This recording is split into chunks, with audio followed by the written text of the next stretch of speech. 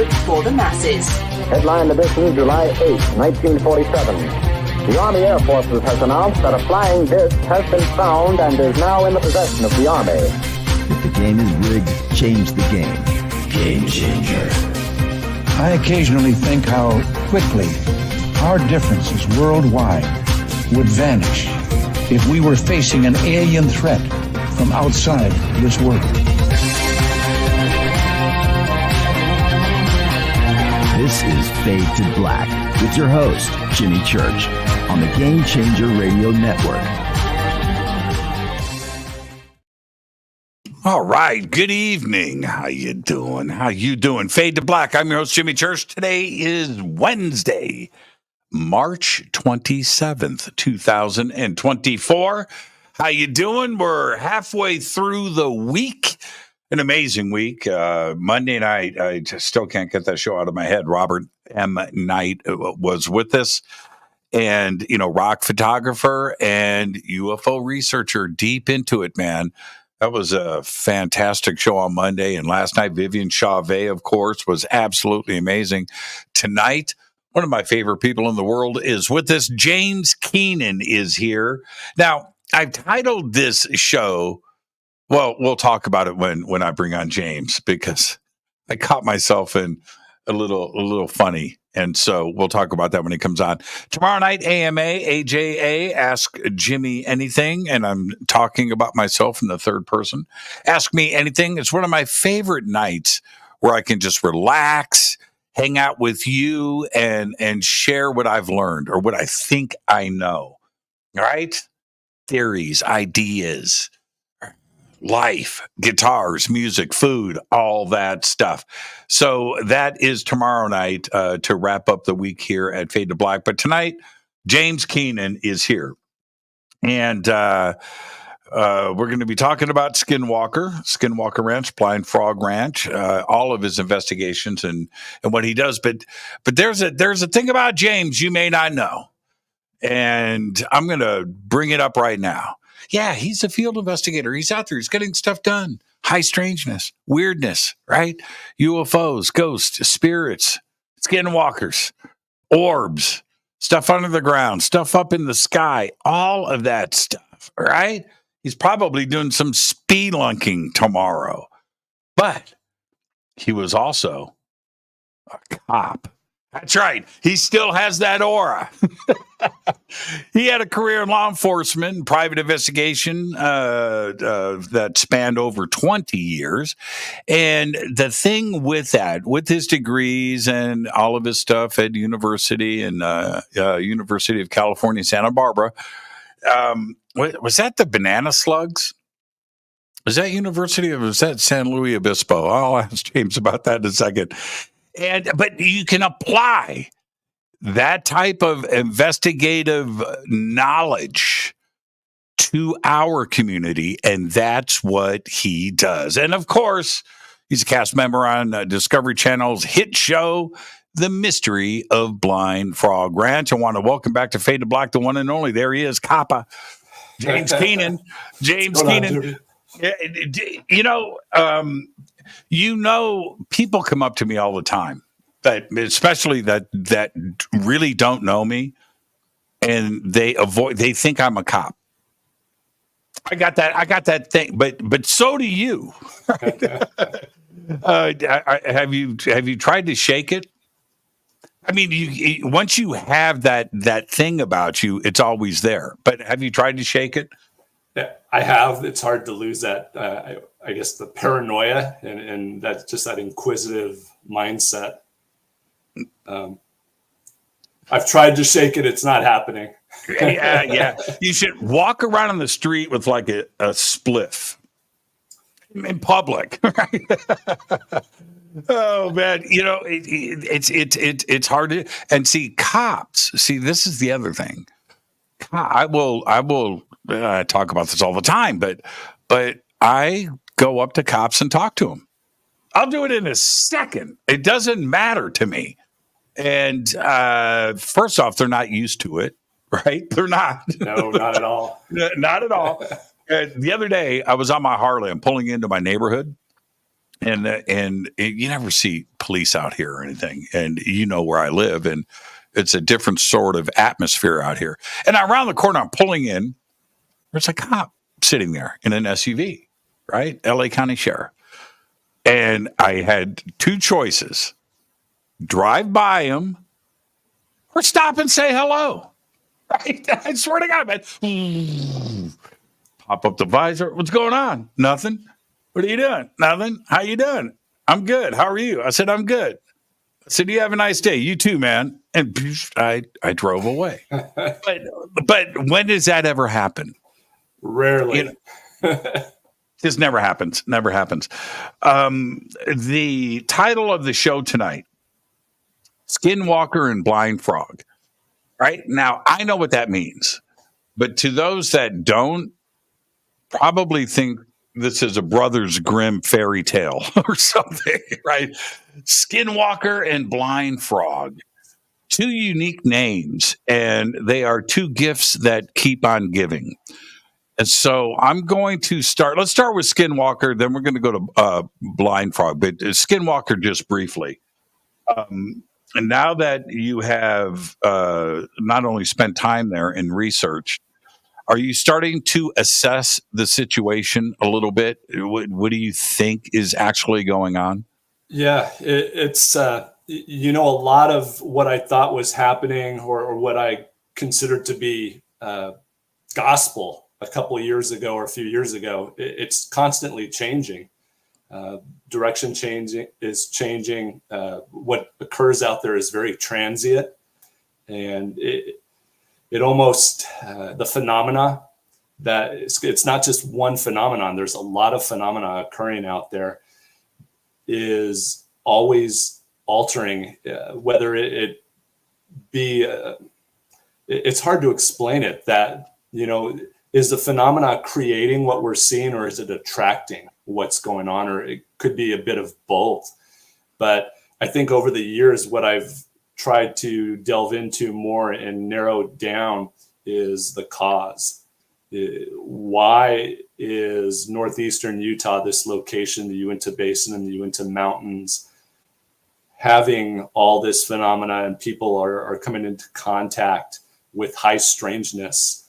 The locals, individuals that just go there for vacation, come into contact with it. I mean, look, it spawned a History Channel and a Discovery Channel television series.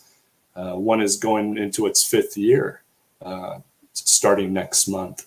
And it's just really interesting, because when you think you know the answer to something, it goes away, or it completely changes and alters its face, it alters its shape. And now you have to deal with another piece of this puzzle that you've had so much trouble in the past putting any parts together. So I believe that now I've come up with what I think we have a couple good experiments, if we could somehow get them going, that I think we would see a huge cause and effect from it. Fortunately, it would require some government agencies to approve it, because you're going to be dealing with knocking out communications in the entire area. But we need to move into now trying to interact with it more often, in more ways than what we're currently seeing by, sending things up into the sky. I think we need to shift and start doing a lot more of frequency and wavelength alterations. And we are going to see things occur and take effect from that. Do you think that it's maybe it's not supposed to be figured out, and that's the game that's being played with you, right? That it's always changing direction. It's always moving. As soon as you get close, and I'm talking both physically and cause and effect too, as well. That it's always one step beyond, right? Maybe we're not supposed to figure it out, or at least not yet. All the time. I think what we're seeing is many different actors they're playing off of location. They're playing off of the energy that's available there.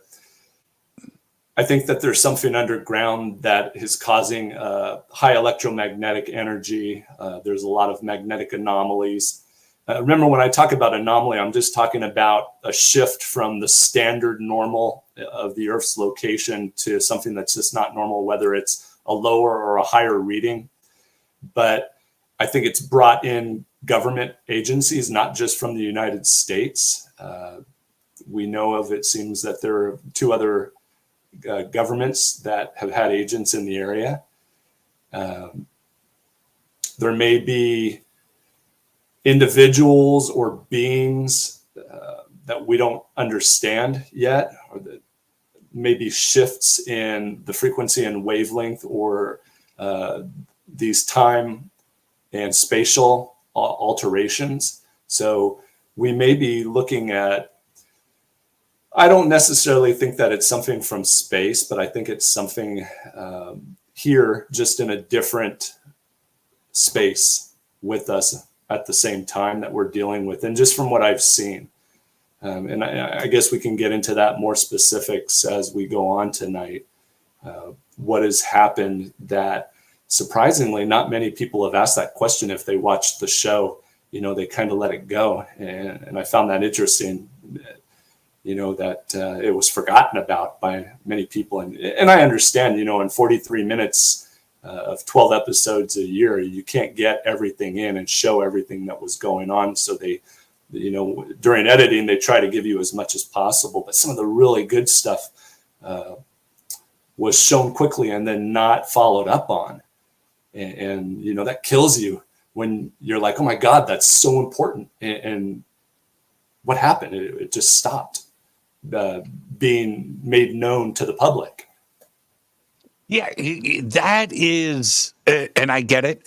That is one of the problems that we haven't quite figured out yet, and that is production companies and producers. We haven't figured out. That's a big mystery, man. That's a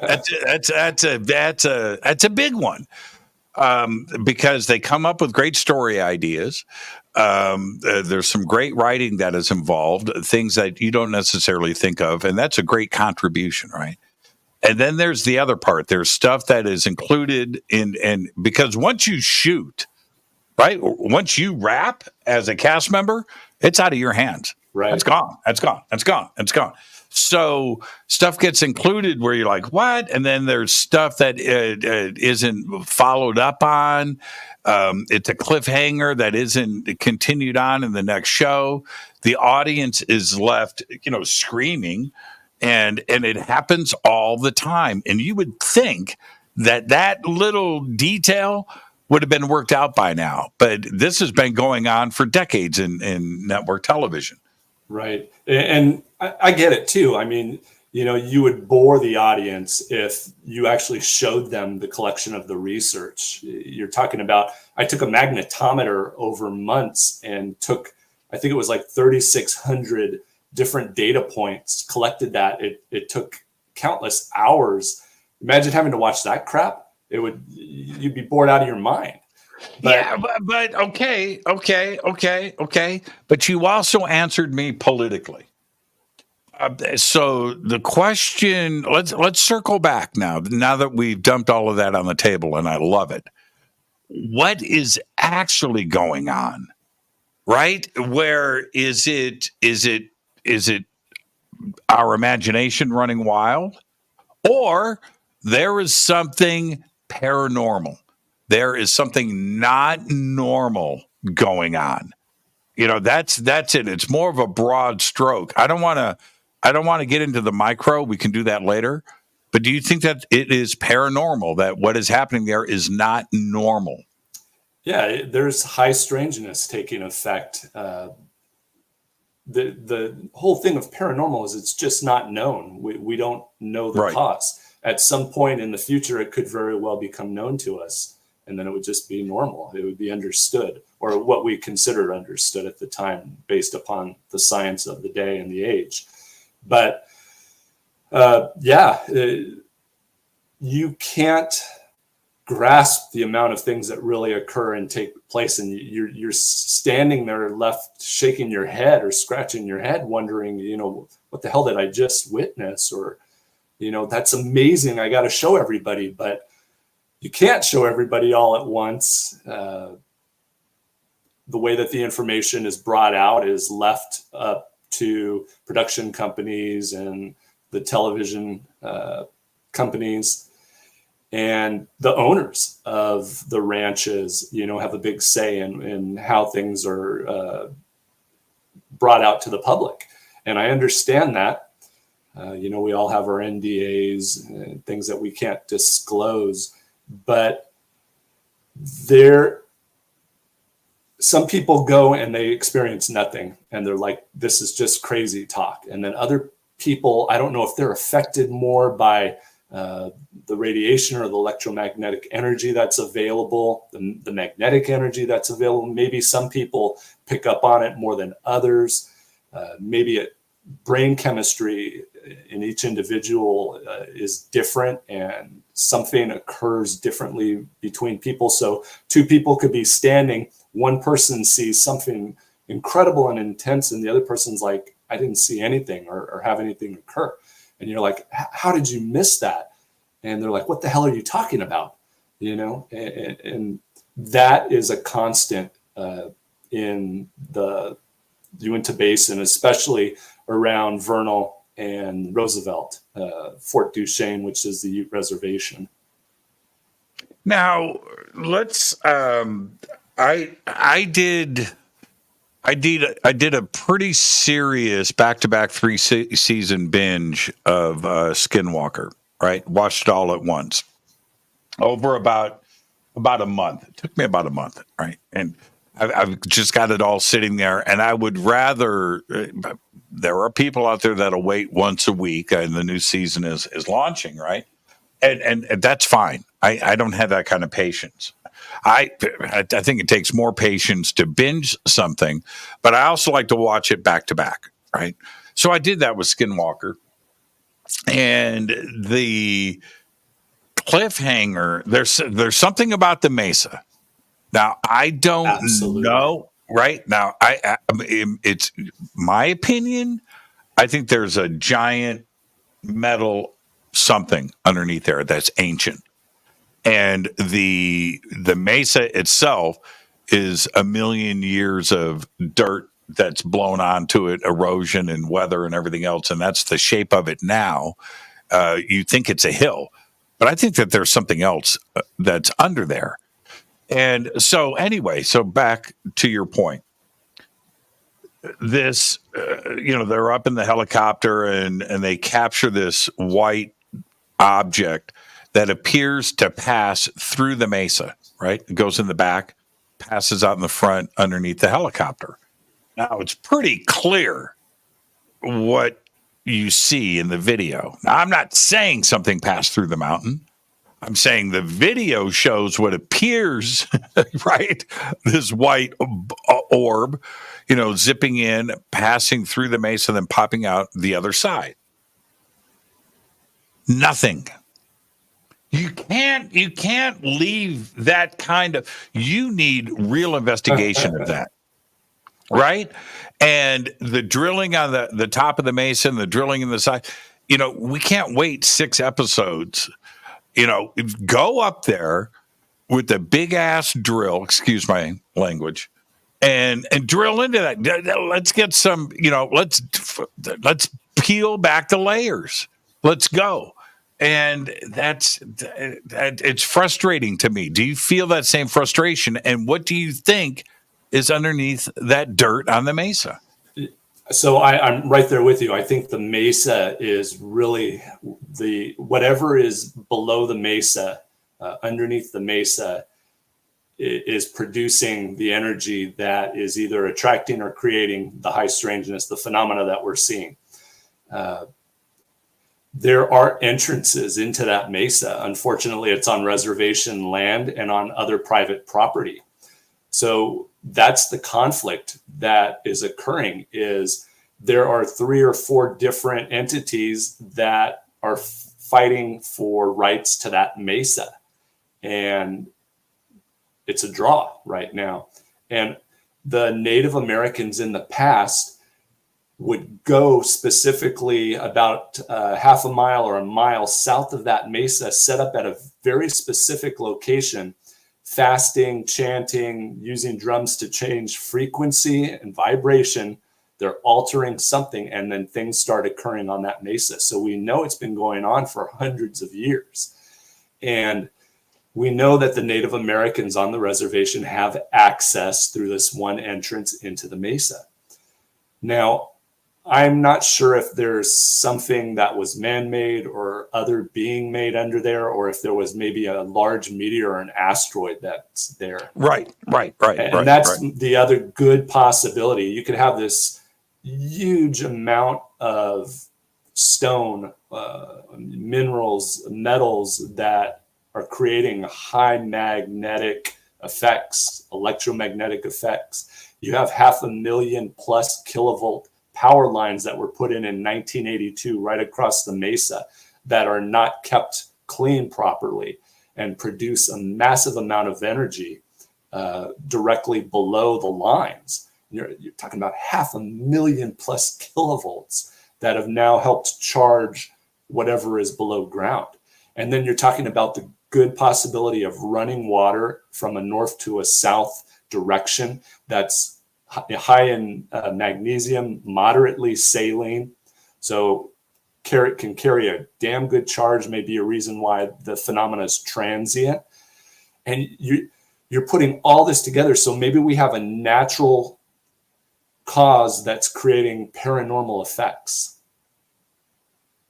And then you combine that, just the frustration, but you combine that with the stuff that's going on in the sky, right? You've got all this action on the ground and what appears to be paranormal activity. Call it what you want: spirits, ghosts, entities, interdimensional beings, whatever you want to, what label you're comfortable with. But there's something there. And then we have everything that's going on in the sky. And it's not, a lot of it is directly above Skinwalker and Blind Frog, which is right there. We'll get to that in a second. But this type of activity of stuff in the sky has been going on as long as settlers have been in Utah. These reports have been coming in forever. And in a modern sense, they're there all of the time. Now, that would suggest to me that there's a connection. ET understands what's going on there. Maybe they have an ancient craft underneath the dirt. I don't know. But there's something else special to whatever is coming in the skies, right? Yeah, so I think it was back in, I can't remember if it was season 3 or season 4, there was what looked like a plasma event take place in the sky above. It was captured and shown on the series. I don't remember what episode. It was a huge plasma explosion is what it looked like, this opening and then closing. And the two physicists that are there on the show spent a good deal of time talking about it while they were watching it. And it makes you wonder if we're talking about 2 points, 2 ends. Think about it. If we have a tunnel or a wormhole, we got to have an entrance and we have to have an exit. So maybe we're talking about the entrance is up in the sky and it's exiting into the mesa or around the mesa. And it's very interesting because you've got to consider the fact too that maybe we're talking about placement where the planet is at certain times of the day or maybe certain times of the year that may be helping control what we're seeing, meaning that I personally believe that during certain times of the year, we're seeing greater paranormal activity, greater high strangeness events occur. And is that because of where we're located, or is it maybe because of a different constellation or a different star or something that's helping cause or control it? The opening and closure of this event or this diffusion region is really what it is. You're talking about, this magnetic connection breaking apart and reconnection causing these X points and then these huge plasma events occurring. So that to me would seem like what we consider or talk about as wormholes or portals. If we're talking about the physics behind it, let's really start talking about what's occurring and what the possibility is, the amount of energy necessary to create something like that, and what we're seeing in the sky, and then what we are seeing flying above the ranch or above the mesa, or even, like you said, in one end and out the other. It looked like a big long tic-tac, Mm-hmm. So it did. I hate saying that, but that's what it looked like. Yeah, that's what it looked like. Have you seen a specific time of day? The Earth is rotating, right? It's pointing at a different part of space. Its orientation to the sun and to the moon. And then, of course, you have the seasons and the position of the sun as well. And then you have the northern and southern hemisphere that come into play too as well. So do you see points on the calendar and then points on the 24-hour day that seem to be more active? So I'm under NDAs, but my suggestion, if you want to investigate around Skinwalker Ranch, go in the wintertime, do it around 5 a.m. Okay. Wintertime. Don't worry about your NDA, man. Nobody. I got you. I got your back. I got your bail money. I got a good entertainment attorney. I got your NDA. Oops. My cable dropped. My microphone dropped. Okay, everybody, hang on. We've got major issues here in the studio. You're kidding me. My shock mount dropped out, dude. Okay, I'm going to have you talk. Is that the Skinwalker gremlins? Yeah. Just came in the studio and just decided to disconnect my stuff. Everything just dropped all at the same time. That was kind of weird. How far is Blind Frog from Skinwalker, James? Yeah, so Blind Frog Ranch is 21 miles northeast of Skinwalker Ranch. It's right in the wilderness where the Uinta Basin separates and then would become the Uinta Mountains. So it's right in between the two. Skinwalker Ranch is at about 4,500 feet, and Blind Frog Ranch is at about 7,500 feet. So that elevation shift, or the difference, is another thing that we're looking into. Remember, we're talking about water underground traveling, and that drop in elevation would, cause a high amount volume of water to travel, again, helping energize whatever is underground, whether it be, again, what I think is maybe a large meteorite or an asteroid, or what you said, maybe it is man-made or other being made. I'm not going to rule anything out, because, one of my biggest things is looking into ancient cultures and civilizations, and we don't know who was here before us.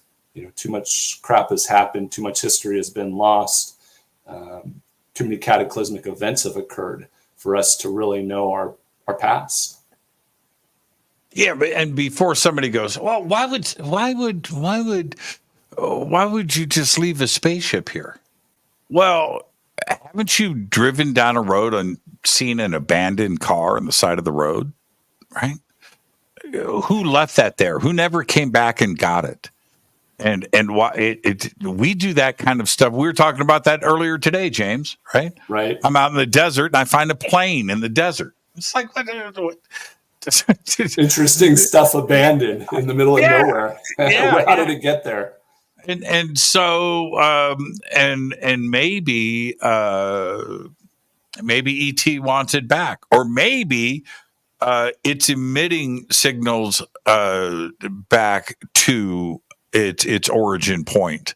And I find that plasma opening that you were talking about, that was extremely compelling to me. They're not the only ones to capture something like that. Caroline Corey did in her last film, and A Tear in the Sky, and that's something that Einstein and many have theorized and talked about for decades, right? This isn't like some kind of fresh fringe topic. This is the reality of physics and mechanical physics and quantum physics. This is what they're studying and looking at. Yeah, I mean, the science that we know today will be like magic in 100 or 200 years. As we push forward, we'll advance that much more. And our understanding of physics, it's in its infancy, really. We understand frequency, and we understand wavelength, and we understand how things shift, but we don't know always why or how. We just know it happens and occurs.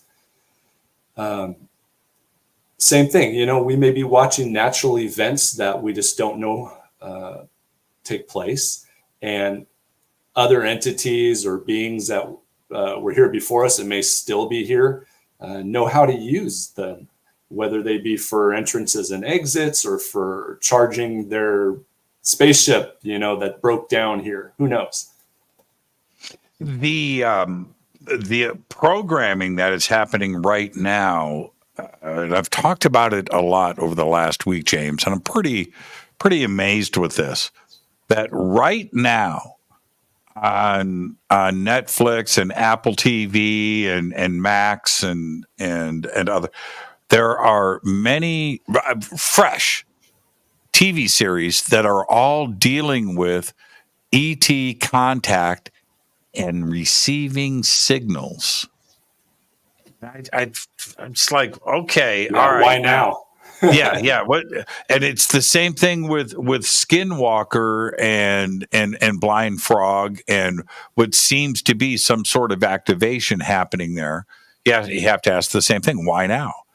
Do you think ultimately that's how contact may happen? Is a signal like the movie Contact and so forth? Well, I think that'll be the original way that we contact or they contact us. If you're talking about, interstellar travel, you're talking about great distances that would take a phenomenal amount of time, to get here. And so what travels faster than we do would obviously get to us or get to them first, radio waves.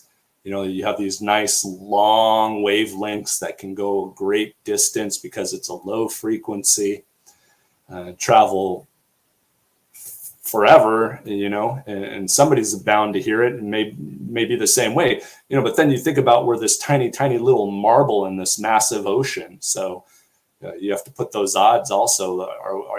Are they going to have their satellite facing in the right direction to communicate back with us too? It's a shot in the dark. I mean, literally a shot in the dark. Well, we have the indigenous cultures right here in the United States that has been referencing this with their origin stories forever. Star people, and people. It doesn't matter. People that weren't them people, and that it's. That type of spirit beings and orbs and skinwalkers, and he said, "This is not new news. It's not, and I think there's two better options than space. I think one is it's an older culture or civilization that was already here. I mean, they're here, or were here. The technology is here or was here."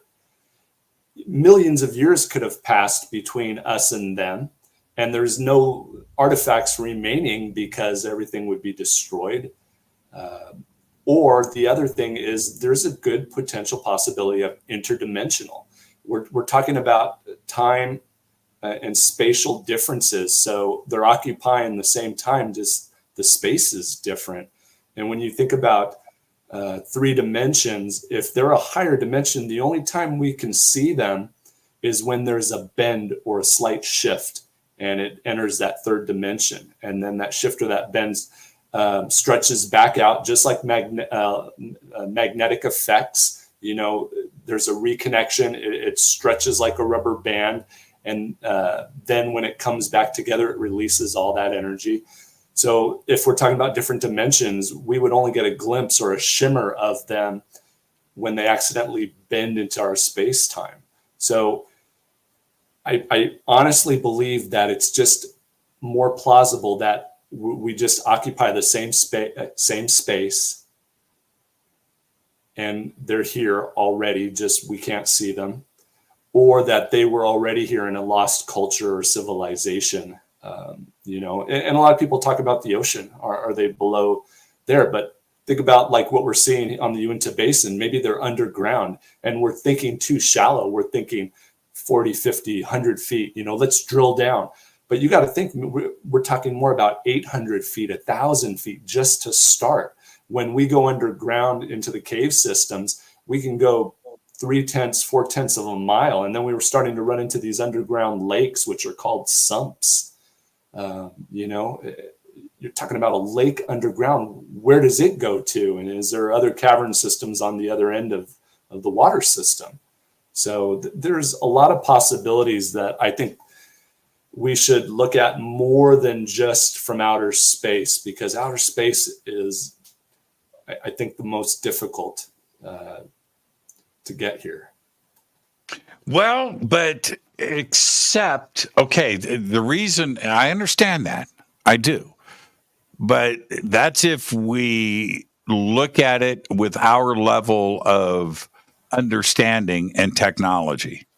So we are trying to figure out how to project something, right? And here's a Sharpie, how to get an object to go at the speed of light, right? And then, mass increases, and there's debates about even that, you get to the speed of light and it's infinite mass. And some say that that's not true. Well, okay, we haven't been there yet. But that's the conventional thing, how to get this object to go 1% of the speed of light, 2% of the speed of light, 50% of the speed of light. That's conventional. The other part is not traveling at all, like you're talking about, a wormhole or some type of technique of jumping from one dimension into another, or folding space. And connecting 2 points and traveling like that, where you're taking a step, right? You're literally taking a step from one point of the universe to the other. And that's the amount of time that you spend traveling, is how long does it take for you to take a step forward or backwards? And that eliminates the speed of light issue and the time and distance issue. We're just not there yet. We don't understand how to do that. We can dream about it, but we don't know how to get it done. Yeah, and when we're talking about what people would state is a portal or a wormhole, again, we're just in the infancy of studying that. NASA has been for only 12 or 13 years. Has several satellites above the Earth that have been looking at these electron diffusion regions. So we know for a fact that there are portals from our sun, our soul, 93 million mile portals that open up above the Earth. And that's what's being looked at right now. So as we said at the very beginning, you can't leave anything out, and everything's always shifting and changing. So it is possible. I look mostly into this possibility of these lost cultures and civilizations. Maybe they were extraterrestrial and it took them a long time to get here, and they were here millions of years before. A lot of people talk about the Ice Age, the shift that took place 12,000 years ago, and that we lost a great deal of history and knowledge prior to that event occurring. And now, let's stay on the cultures part. I remember you telling me, I know that you've done it since then, but you were getting ready to enter these caves, right? And you were describing the entrance to me and how far you guys had gotten, but that's it. The expedition is starting. Did you find any evidence of occupation inside of those caves? So there's a lot of artifacts and things like petroglyphs or pictographs that have been located that show that there was occupancy at certain points in the cave systems. I think these cave systems go for a very, very great distance, definitely through the Uinta Mountains for sure. The ability to know who was there or how long is obviously very difficult because there's a lot holding us back. You can't do excavations anymore. You have to really, as of January of this year, the NAGPRA law became so difficult to deal with any type of human remains found. As you know, each year comes by, it just makes it that much harder to find our history out. And so, yes, to answer your question, yes, we've found things in certain portions of the cave systems where we do know that people have lived there. Who and when, I couldn't tell you. The other part about Blind Frog, now, James just described its location in relation to Skinwalker. One of the greatest differences is the elevation, but the location itself, and if you were putting a pin on a map, right, the pin would touch both, right? The pinhole, the pinhole would cover the space in between. So it's in a general sense. Would you consider it the same location aside from the elevation? I do, and here's another little tidbit that was talked about and then has just not been mentioned again. So we found petroglyphs on Skinwalker Ranch that show that the Fremont culture were there. And what are they? They're six-figured large beings that were documented by whoever the Fremont were. We're not quite sure. Six-fingered. Six-fingered. Yeah, you said figured. Sorry, I apologize. Six-fingered figures. Yeah, six-fingered. I gotcha. And we know that at other locations on the basin, we have the same type of petroglyphs by the Fremont culture that showed these very large individuals. Some of the petroglyphs are 6-7 feet tall, and they have massive sized feet and then 6 fingers on each hand. And when you look into the history of the Nephilim, the Site Ka that were in the desert southwest, the Uemas, the Kinametsen giants of Mexico, this commonality are the digits. You know, if you look at the Bible as a history book, I think it's 2 Daniel that talks about the appendages were 24 appendages, 6 fingers, 6 toes, giant in stature. And so are we looking at a group of individuals that were here and as time passed because they lost the ability to mate with their own species, their own race, and then they ended up with humans that they decreased in size? And at some point were the Homo sapiens, the humans like the Native Americans or those that were prior to, were they their deities, worshiping, writing them down, keeping them in the oral traditions, considered like the ant people as well, these larger beings that had, they look different, they look like ants, but maybe it was technology that was being worn. So at Blind Frog Ranch, in between there and in between Skinwalker Ranch, we now see these groups of what I would say are beings of great stature. Where did they come from? What was their technology like? Why do we only see this in that portion of northeastern Utah and then not for a lot of other areas? But then we see it in Mexico, we see it on Malta, we see it in Sardinia, we see it in the United Kingdom. And all of that then goes back to ancient Armenia, which I believe is the origin site for these giants that spread out because they were miners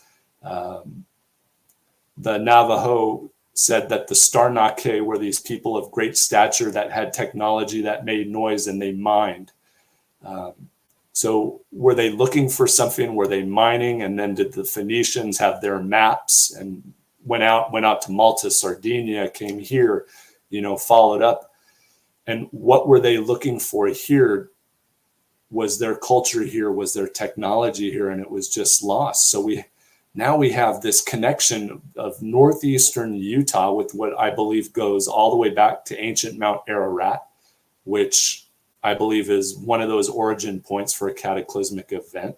Same with Blind Frog Ranch and the Uinta Mountains. I think there's an origin site below ground that this cataclysmic event occurred.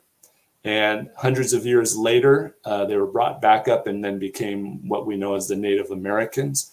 And then those groups spread out.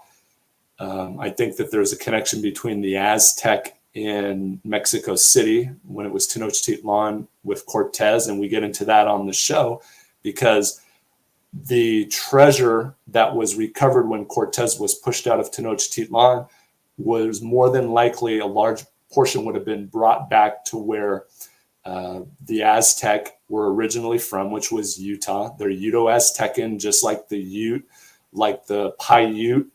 They're all related. And they would have stored it in this origin site underground near Blind Frog Ranch, which would have been burial for all the great chiefs, would have been burial for those of great stature who were the deities, and would have artifacts, technology, gold plates, copper, bronze, gold. We hear about the Mormons finding this, building a religion on these plates that have been found all through the Americas, from New York to Ohio to Missouri, more than likely to Utah.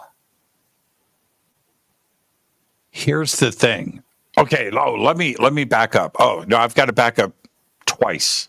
Let's go back to Armenia for a second. People look at Armenia as the landlocked little country that it is today. No. Okay, yeah. Armenia was from sea to sea. It was the Armenian highlands. And it was like that for thousands and thousands of years. You know what was in the Armenian highlands? Göbekli Tepe. Yeah. Göbekli Tepe. And the underground during Kuyu, all of that was ancient Armenia. All that. And Mount Ararat was Armenia. Mount Ararat. Well, they're still fighting over that too, as well. And obviously Noah's Ark comes into play there. And right in front of Mount Ararat is the oldest monastery in the world. Right. It's right there on that island. And then you have Karahunj, which is probably as crazy as Stonehenge, right? It's right. Crazy as any stone circle or megalithic site in the world, including Göbekli Tepe. And those stones have holes in them. And so you can line up and look at the stars. You know what, Jimmy? I don't think it was to line up and look at the stars. I think that's where they tied up ships. I think the water level was. Oh, you think so? High. Okay. When you look at ancient Roman, the way they tied up their ships, it looks just like what's at Karahunj. Don't squash my mellow, man. But think about it. Yeah. So that's just as remarkable. High water level. Yeah. That's just as remarkable. So Armenia is, let's not think about the Kardashians and Yerevan, right? I get it. The country's this big. But at one point, everything came from Armenia. Armenia was huge, the Armenian highlands. Now, I wanted to go back and address that point because I agree with you. Armenia, because of its status as a country today and what it has been shrunk down to, people don't look to Armenia because other things overshadow Armenia. Well, Egypt overshadows, or Rome, or Greece, or Peru, or whatever, right? The things overshadow Armenia. You cannot take away its significance.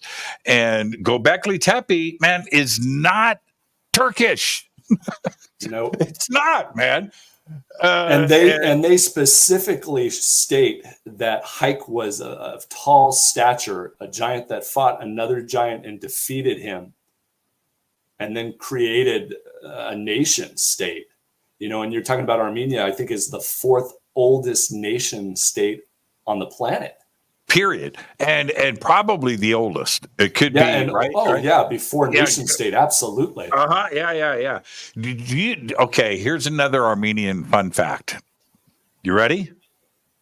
The oldest bronze sword in the world is in Venice, Italy. Okay? It is at the Armenian church that is there. A gift from Armenia. It is dated to 7000 BC. 5,000 years before the Bronze Age. Now, go figure that part out. And it's there at the monastery, at the Armenian monastery in Venice. You can look it up. Look at it. It's a beautiful, perfect. It's a bronze sword, and it's like fresh. And back at Karahoonj, there's evidence of metallurgy there too, as well. Right. And it again predating the Bronze Age by 5,000 years. And it's crazy. Okay, so now the other point. There was 2 points you made: the petroglyphs and origin stories. You can go. The biggest petroglyph site, I don't know if you've been there. I'm going to find out right now, is Grapevine Canyon. Have you been to Grapevine Canyon? Didn't we? Weren't we there at the same time? Or? Didn't we? Did we go together? I think so. We went at night, right? Yeah, and when the meteor blasted through the sky. Okay, so you were with us. Okay, that was a fun night. It was so fun. I forgot you were there. So if I go back to the group shot. You're in the group shot. No. Oh, okay. All right. I left early. Okay. But those petroglyphs, and there's 700 there, right? Oh, there's got to be, yeah. Yeah. Well, it's the biggest petroglyph site in North America. That's it. There's nothing else like it. So I photograph it, James, and I come back and I'm researching things with Olivia McKenzie, who is great with this stuff. And we're talking and looking. We shot a ton of video and took all these images, and we're trying. And there's like no research on this place. There's a couple of academic papers written up, very little research, but then this is what was. So I looked. I'm like, okay, it's kind of starts here, and everything's just kind of flowing through the canyon, right? And I said, there's a story. I don't know what's being said. I don't, but you can tell. Right? That there's a friggin' story here. And I had said that to everybody that night. It's the first time I'd seen it. I didn't know anything about it. We go up into the cave. Did you go with us into the cave up on the hill? Not. No. Okay. So we go into the cave, and Olivia and I are first. And she was shooting video. I'm so glad that she did. And I look up, and the cave is pretty big. It's narrow, but it's tall. It's like 30 feet high. And at the top of the cave, James, on the wall, like 25 feet up, is a petroglyph, and it's probably 4 feet wide, 3 feet tall. It's a dude standing on water. So the water is going like this, right? Stick figure dude standing on the water with his arms out like this. And in one hand, he's got a ball. And in the other hand, it's a cross. And he's holding it up like this, standing on the water. And I'm like, that is saying, I don't know what that's saying, right? But that is some heavy, significant stuff. And so all of the research going in, nobody knows who carved these. And they say, and what academic research you can find on it, that it is whoever did it, their origin story. So did somebody bring them across the water? This is in the middle of the desert, people. Right. This is in the middle of the desert. There's, now, and they don't know the age of anything. The Mojave Indians that settled there, that's why it's called the Mojave Desert, say that those aren't theirs, that they were already there when they got here. So they date they're older than 2,000 years. The Mojave have been here for 2,000 years. So it's crazy. And it's right here in North America, and nobody's paying attention to it. Yeah. And you have a good point, because in a lot of the videos and the research that I put out, I believe that the Phoenicians, the people of the Levant, the people of great stature were their deities. And at some point they had their history, and they set out seafaring, just like more than likely their deities did, these people of great stature. And they went to the same places and were great at mining and collecting the same metals. They were on Sardinia, on Malta, in Spain. And more than likely, they came to the Americas and they walked through the desert Southwest, and they went to Northeast Utah because they knew what was there. I believe there is a vast amount of natural gold available because of the fault line that runs across the Uinta Mountains. The mineralization has occurred on this fault. It's in the last 10 years, it's been proven that there's more minerals available than what was ever thought in the past. And I think that there was a greater connectivity between the old world and the new world, and that there really was no difference until the Middle Ages, when we lost a lot of this knowledge and we're set back, and maybe we had this great world amnesia too, it almost feels like. And there's a lot of colonialism and all that, where Europeans wanted to feel and be better than those around the rest of the world back in 400 or 500 years ago, and that still kind of festers through until the current day. But look at the Olmec. We don't know who the Olmec were, but if you look at all their artifacts, they were a melting pot, just like the United States is today, a melting pot of different people from around the world. And you can see that in the artifacts and the stonework. And you're talking about the oldest known civilization currently in Mesoamerica. And we won't even go into the Chupiquaro and the other people that were in northern Mexico that I believe go back even further in the history than the Olmec. So I think in the next 20, 30 years, what we think we know today is going to be hogwash.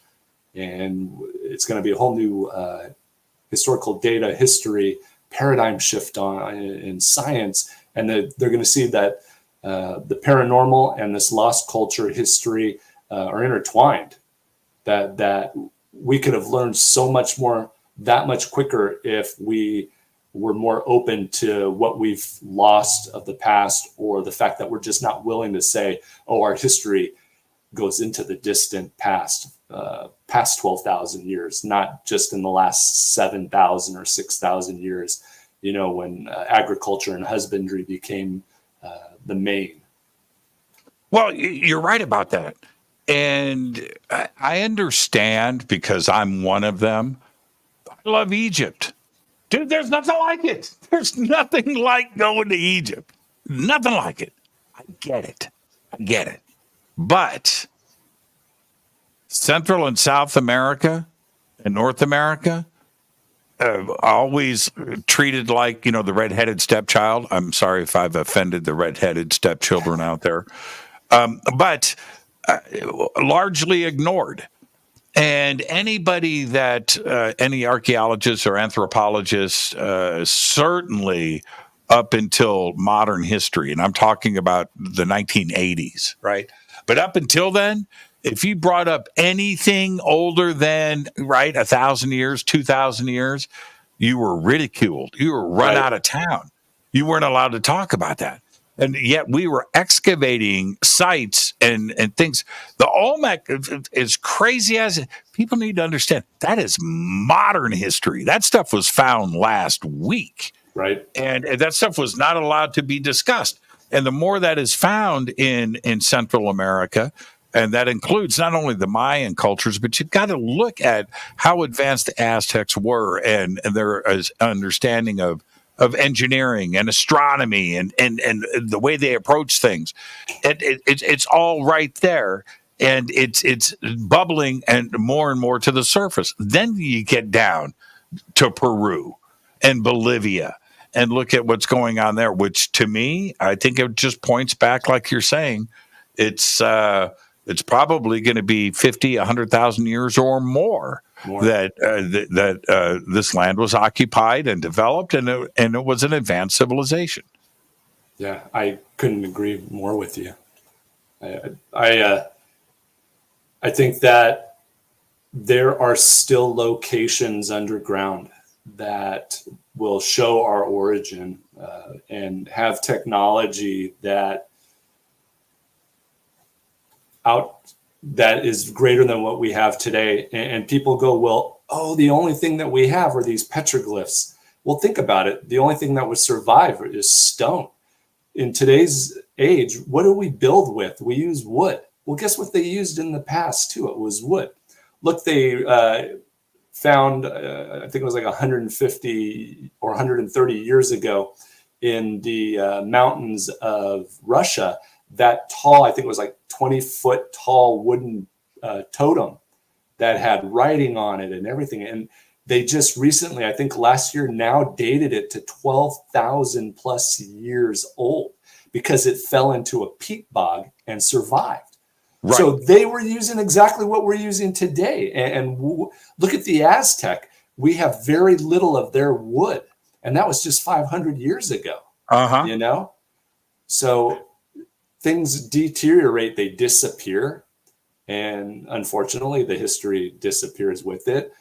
And then a lot of history is suppressed or hidden away in private collections.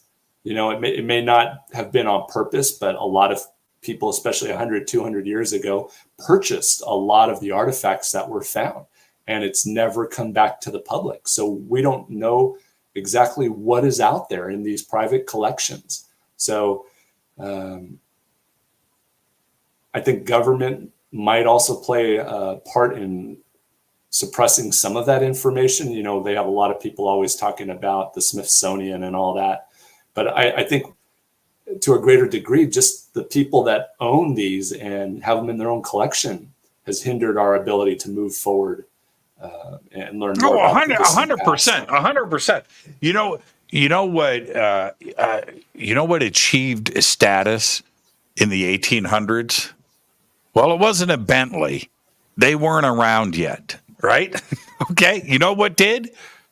Have you seen my sarcophagus? Right? It's in the family room. That's what they would do. They would send people over to and collect what you can and bring it back so we can put it on display. And it's all over Britain. It's all over France. It's all over Germany. It's all over Italy. Half of Italy is really cool Egypt stuff. Right. I'm not kidding. I'm not kidding. It's just the way that it is.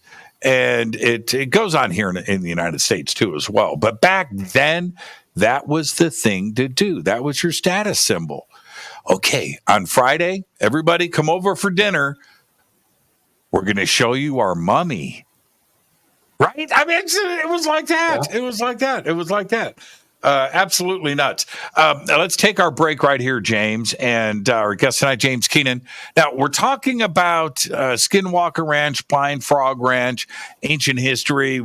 I warned everybody before the show, James is an investigator. This is what he does. So we can go anywhere tonight, and we're doing that right now. More with James Keenan right after this short break. Stay with us.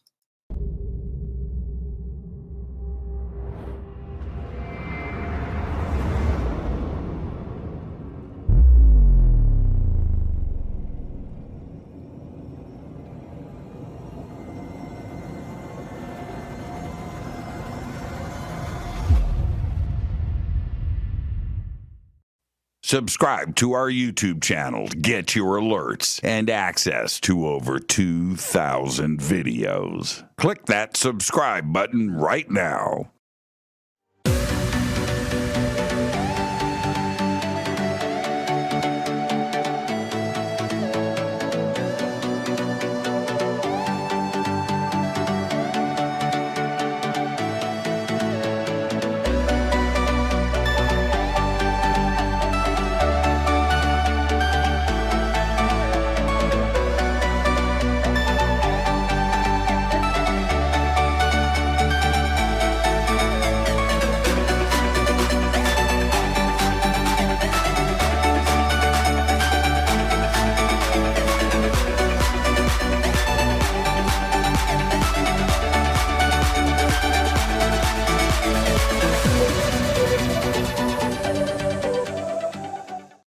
Go to JimmyChurchRadio.com and get the Fade to Black official podcast. 2,000 episodes, all of them commercial free for just $2 a month.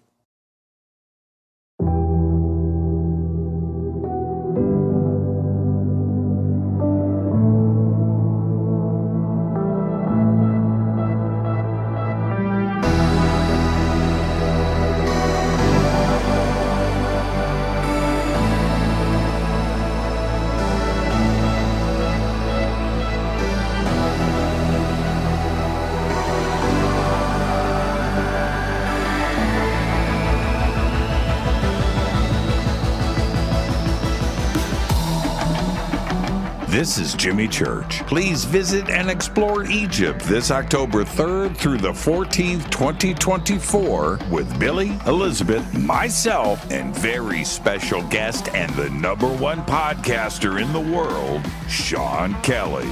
It's simple to do. Just go to ForbiddenKnowledge.com and click on upcoming tours, or click on the link below. We'll see you there.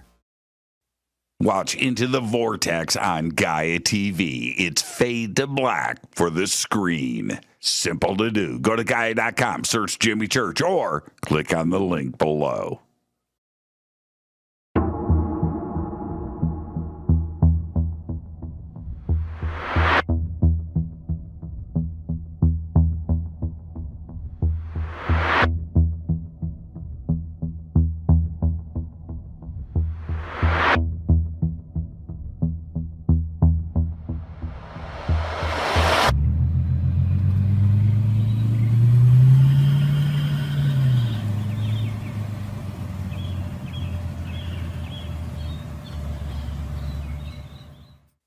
Follow Fade to Black on Twitter at JChurchRadio. Get all of the show updates every single day.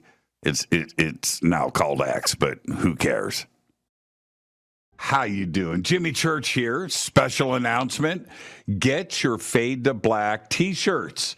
That's right. Help support the show. Help support everything that we do over here. We've got 2 T-shirts. We've got 2 ways to get them. And right now, if you get a Game Changer membership for a limited time, you will get Fade to Black Blend coffee with your Game Changer membership. That's right. We have 2 T-shirts. We have the original, the classic Fade to Black T-shirt. You know you want one. Post a picture. Send it to us. We'll put it in our Fade to Black gallery. And we've got the new official Fade to Black T-shirt drawn by Michael Oming. 2 T-shirts, 2 ways to get them. Get yours today. Everything is in stock. Everything gets autographed. Everything includes shipping. And you're going to get a tracking number. And with the Game Changer membership, you get an email to me. You get unlimited commercial-free downloads of the show. Those are uploaded every single night after the show to the website. So don't delay. Get your Fade to Black T-shirt today. Go Backley Tappy. Go to JimmyChurchRadio.com and become a Fadernaut. Get a membership. That's right. Everything is commercial free. You have access to downloads, and you get to call yourself a Fadernaut. River Moon Coffee, makers of the Fade to Black blend. Truly the best coffee on planet Earth. Just visit rivermoonwellness.com or their Amazon store. It's all simple to do. You can check out the Fade to Black blend, the Game Changer blend, or any of their Black Moon Wellness products. It's the only coffee I drink. It is the best, and it's Doc. Again, rivermoonwellness.com.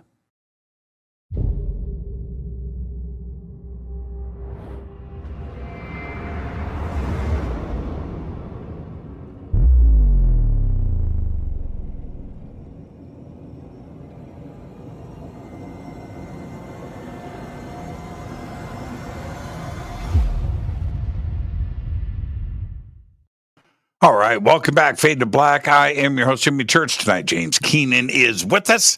I've called this show Skinwalker and Blind Frog, which means we can talk about whatever we want. Hey, James, have you seen, I meant to ask you this earlier. Have you seen Homicide? The show? Yeah, Netflix, the new series. I have not. Dude, just go. It's so you. Oh. Dude, Okay. just go. It's a docuseries. I think it's 4 parts, and which I didn't know there are 2 homicide divisions in Manhattan, the North and South Division, right, divided by like 56th Street or 57 or just something, and so they got like 2 cases from each one, historical. Man. Just go. It's good. It's a quick one. Yeah, it's 4 episodes. Really, really good stuff. Okay, let's get back to now. We were dabbling in Aztecs and Central and South America, and I had brought up Peru, and of course the Incas. And when you look at, and I want to get back to the 6-fingered petroglyph, okay? Right. Because when you look at the different types of sites, and Peru is a really good example because you can see it. It's right there. You have the megalithic, you have the Inca, then you have the Spanish, right? You have got this triple layer of construction that's on everything. And so the Inca get there and they build on whatever culture was there before them that brought in these giant megalithic stones, and the Inca did their work, which was okay, right? And the Spanish was just sloppy, but you can see the 3 layers, right, everywhere. And so when you look at the megalithic stuff, and that includes, I go right at the Aztecs and the Mayans too, as well with this, and the Olmec stone heads. These things are ginormous, man. You know, and to think that they were found because the grass above them was dead, right? Circles. Right. I wonder what's under here. I don't know. Let's start digging. And then, boom, a big stone head. Anyway, it's the same thing in North America. And so when we talk about giants and people that were before, and you see a representation of something with 6 fingers and 6 toes, that's not a mistake. It's not a mistake. If you're taking the time to carve into stone, you're not going to make the mistake. You can count, dude. You can count. You can look at your own hand and know what to do. So if you're going to change that and add another digit in there somewhere, you're doing it with intention, and you repeat it on the hands and feet. That's because it was what it was, right? Now, wouldn't it be easier? We look at all of this megalithic construction because we're all 5'8", right, and 180 pounds, and going, how did that get done? Well, be a lot easier if you were big. If you were larger. Yep. It's interesting too, because when you look at some of the Peruvian locations there, and they've broken them into phase 1, phase 2, and phase 3, you got to ask yourself, why is phase 1 so much more advanced than phase 2 and phase 3 construction? And it almost looks like there's thousands of years of separation between phase 1 and phase 2. Almost like we're going backwards in our technology. and the way that we, created things. And you see that at other locations as well. So if you had a height advantage, you'd be able to create and build larger. If you've been around for a long period of time, your technology has grown with you and advanced with you. And unfortunately, several things occur for us to lose that. One of them is natural cataclysmic events. Two are people themselves. In 1433, the Aztec emperor, the Tlatoani of the time, destroyed the Aztec books because he wanted the Aztec people to not really remember where they came from and to feel like they were more advanced and better than those that they conquered around them. So they wanted their past to be forgotten. And then three, obviously through colonization and colonial times, you have conquerors come in and conquer, and we have destruction of the past. So that's occurring all over the place. You really have to look at this being a tiny little planet where we were connected, whether that was seagoing or other technology that we've just forgotten about. You have these one-offs in a lot of books where we have, where hundreds of people, I think it was in Italy or somewhere, saw this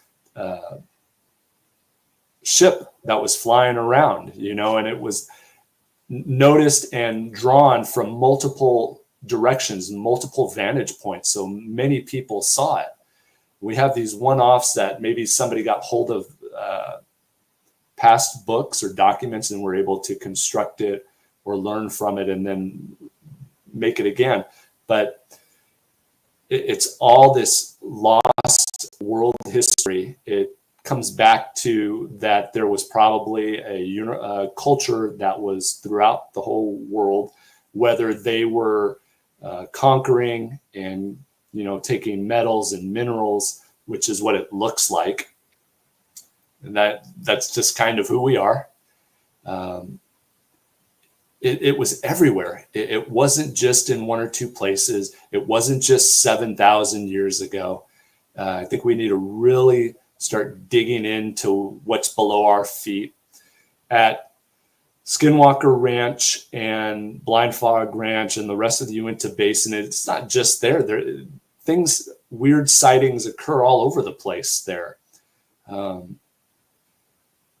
You also see that at other locations. People talk about places like Bradshaw Ranch, the Joshua Tree. Yeah, where you have an energy available that either creates or attracts phenomena.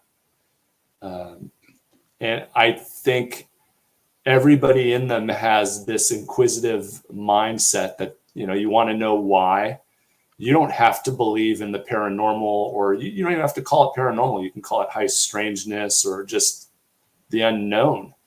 But I think everybody deep down wants to get to, what was origin, get to the understanding of what we're seeing, what is affecting us, how we're being affected by it, or what we're seeing. Because remember how I said you could have two people standing next to each other. One person sees something completely different than the other, doesn't see it at all.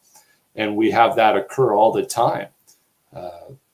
Did you let's talk about that for a second, James. As an investigator, and certainly with your background, you have that at a car accident scene, right? You have that at a bank robbery or whatever, where you've got witnesses that were all there, all saw the same thing, but it was a different color cars, a different amount of people. Right. It was a different thing.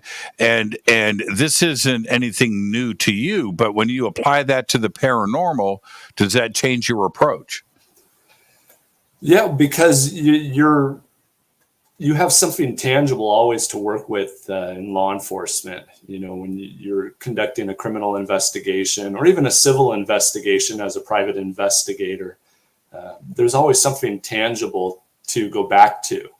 There was the crime.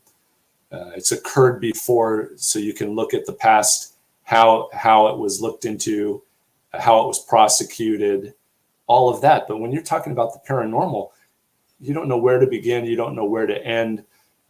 There's nothing, a lot of times there's nothing tangible. Many times it's just on third party, what somebody told another person on first person perspective.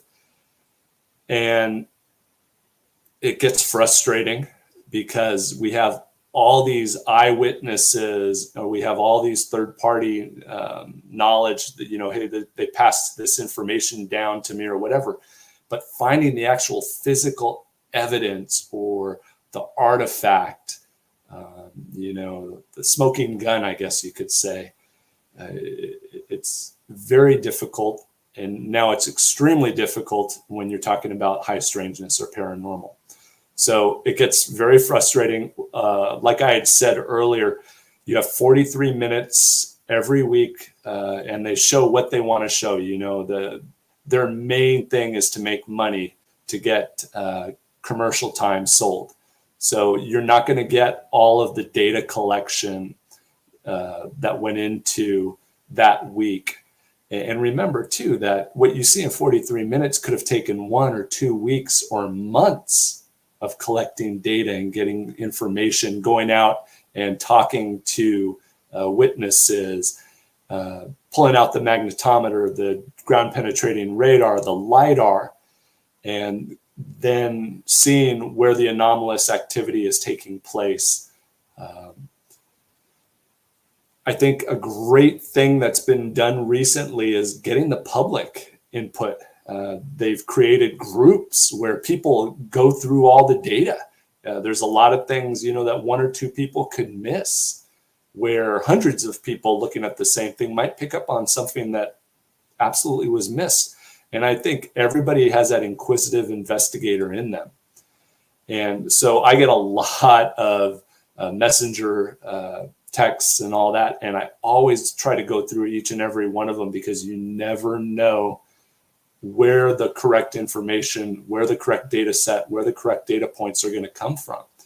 And you may have 1 or 2 pieces, but then when you start putting it together from person A, person B, and person C, you start getting this bigger picture. I've had the great opportunity to not just be at one of the ranches, but to be at both, and to have a lot of the locals tell me about other sites and locations, underground caves and caverns that they know about, petroglyphs that no one knows about that's on private property that they'll take you to. And over the years, I've been able to create voluminous journals as to what is at where, sometimes when, if it was seen in the sky, and it's made me believe that the events that we're seeing are nothing new. We have these medicine man cults that I believe were created because of the phenomena they were seeing in the past. So you see like the Barrier Canyon style petroglyphs, where you have these 8, 9, 10 feet tall creatures that look like AI levitating above the ground, going across the desert on this stonework. And like you said, a lot of people go, oh, well, it's the human imagination, they're creative. But I don't think that's true. I think if people took the time out to carve and to peck away at the stones and to create the stonework, it was something they saw, something they wanted to be kept, something that was that important that it became a religious cult. And we have to treat all the information as one big pot, not hold it all to ourselves, put it together, look at artifacts, look at first witness interviews, look at what's in the sky, look at what's below ground. And there's got to be some type of connectivity that's going to create this patchwork quilt, I guess you could say, until we're finally able to see exactly what the cause is of all of it. And there might be 1 or 2 reasons, but I still believe that we're looking at something that's there.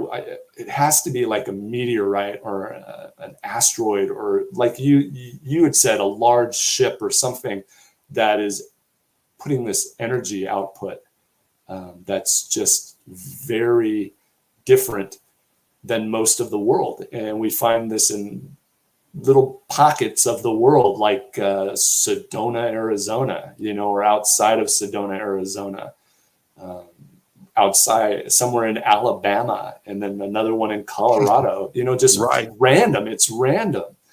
And people go, why is it always a ranch? Because people have the opportunity to observe more when it's on their property. They can do more investigation than you can on BLM land.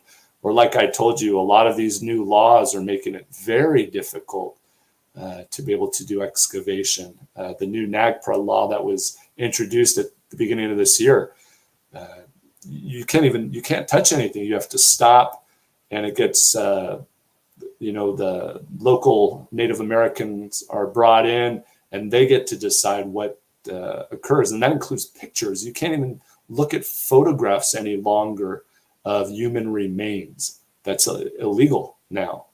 So it's made my job that much more difficult. You have to now rely a lot on past articles, past newspapers, past periodicals, and you don't know if they got it right or not. On that rare occasion, we're digging and we find something very interesting. I found several Spanish coins from the 1700s and early 1800s on and around Blind Frog Ranch that I know somebody from Mexico or New Spain was there. And you got to ask yourself, why the heck were they in the middle of the wilderness in northeastern Utah and these coins were there? What was going on? Were they looking for the same thing that we're currently looking for? And on, Mystery of Blind Frog Ranch, we're looking for the treasure. But I'm also looking what goes along with that. If it was stored in an origin location, I want the artifacts that have the historical data. A lot of these gold plates that I went back to Spain in February to the Museo de Americas, and they have these gold plates there found through Central and Southern America that were also up here, and it has iconography on it. And people go, there was no writing, there was nothing, but it was really grammatological. When you look at it, it's iconography and proper writing, and it's telling you something, and we just haven't been able to figure it out yet. We haven't found a Rosetta Stone for that yet. And I'm interested in those artifacts that are going to have historical data on them, whether they be copper, bronze, or gold plates, or circular discs that have been found, in the Himalayas. That's what I'm more interested in. And sure, it'd be great to find the Aztec treasure, that being parts of what was dredged back out of Lake Texcoco when Cortez was pushed out. Very few people know that Cortez took meticulous records. 3,500 pounds of gold and silver went missing and was never recovered when Cortez was kicked out on La Noche Triste, the Night of Sorrows. Where did it go? And what else were the Mexica, the Aztec, hiding from him that Montezuma's brother got out of Tenochtitlan within a couple months?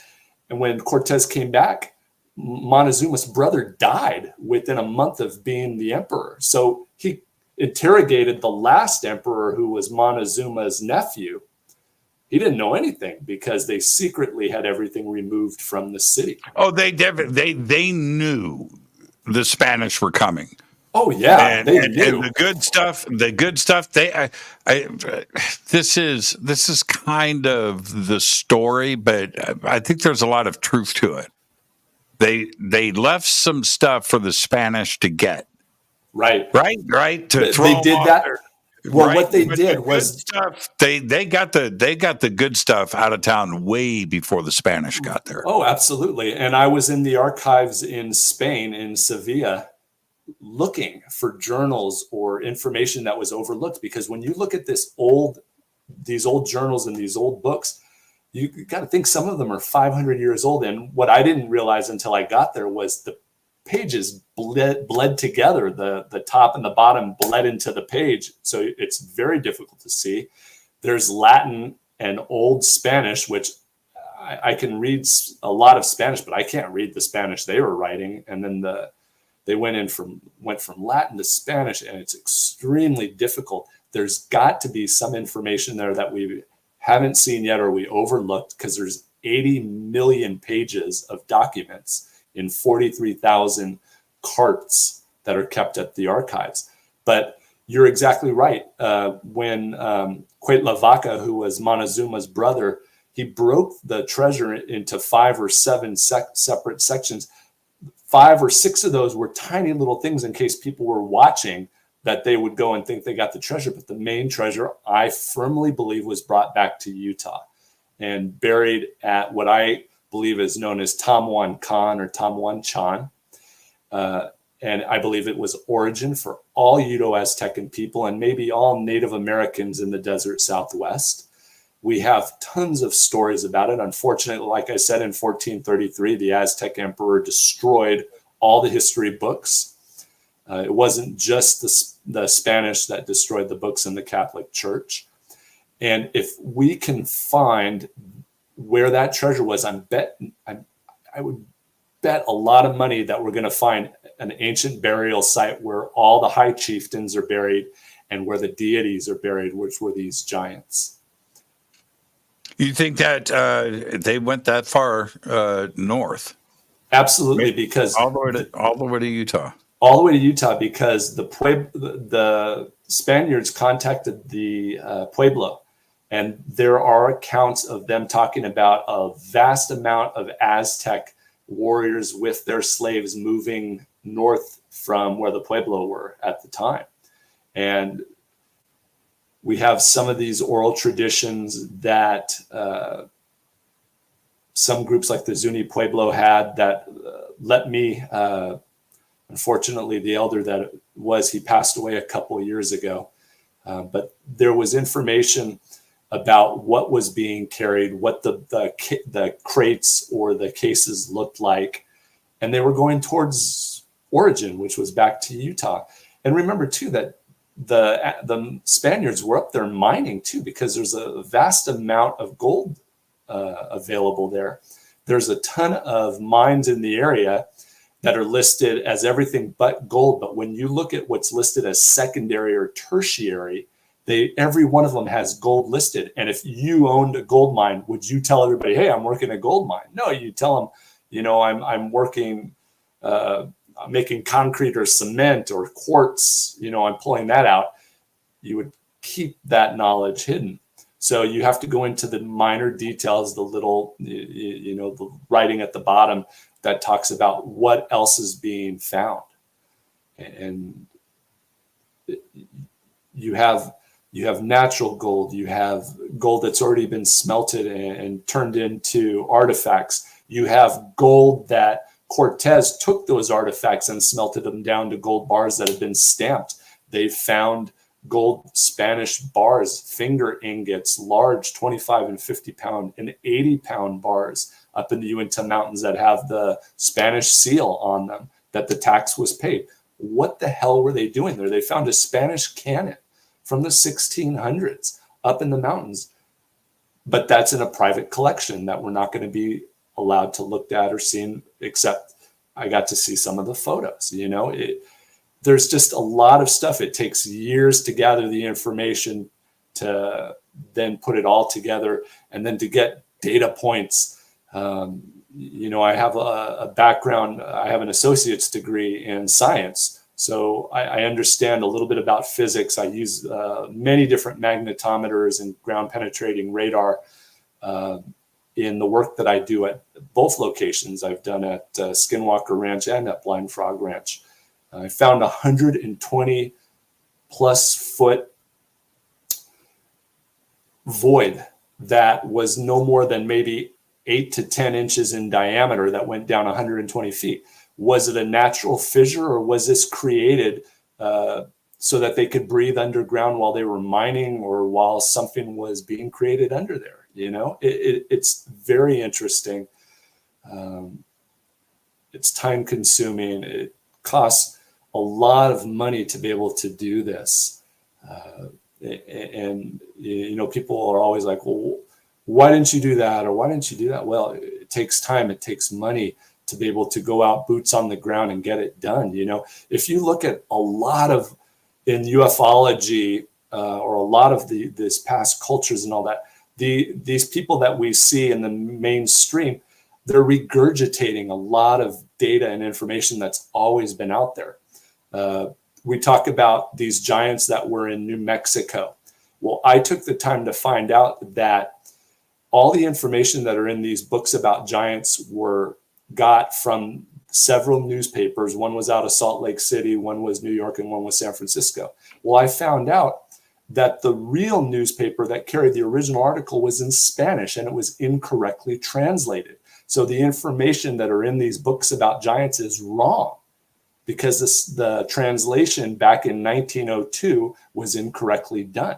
And you have to go back and do things like that. So when I go into the archives in Seville, Spain, I don't know what the hell I'm looking at sometimes. So now I have to hire an academic that understands Old Spanish and Latin, has spent time in the archives, that can actually pull apart the pages properly, has the right material with them, and knows how to read the material. Because I saw some of the academics bringing certain types of colored paper that they would put in between the page, and then they were able, I didn't know to do that.